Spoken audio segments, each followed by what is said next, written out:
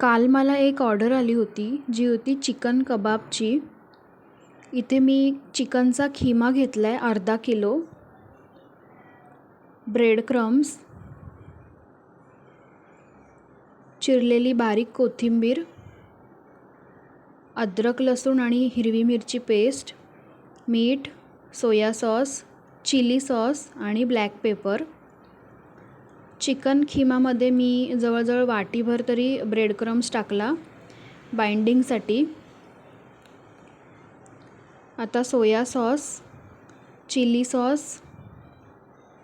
चवीनुसार मीठ, अद्रक लसूण मिरची पेस्ट, ब्लॅक पेपर, बारीक चिरून घेतलेली कोथिंबीर हे ॲड करून आपल्याला हे मिश्रण छान मिक्स करून घ्यायचं आहे. मी हातानेच मिक्स केलं म्हणजे मसाला व्यवस्थित सगळीकडे लागतो. आणि मी ह्याला अर्धा तास तरी मॅरिनेट करून ठेवलं.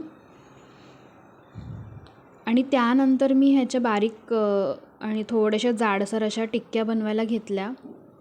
तुम्हाला हवं तर तुम्ही थोडासा फ्लॅट बेस पण देऊ शकता ह्याला.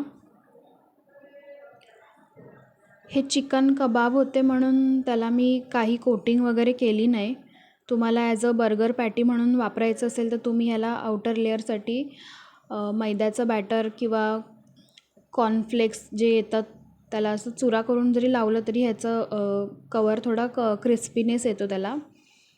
आणि मी इथे ह्यांना शॅलो फ्राईज केले कारण चिकन खिमा आहे हा, तर तो 5 मिनटात शिजून होतो आणि लो फ्लेममध्येच शिजवायचं आपल्याला, नाहीतर हे करपतात.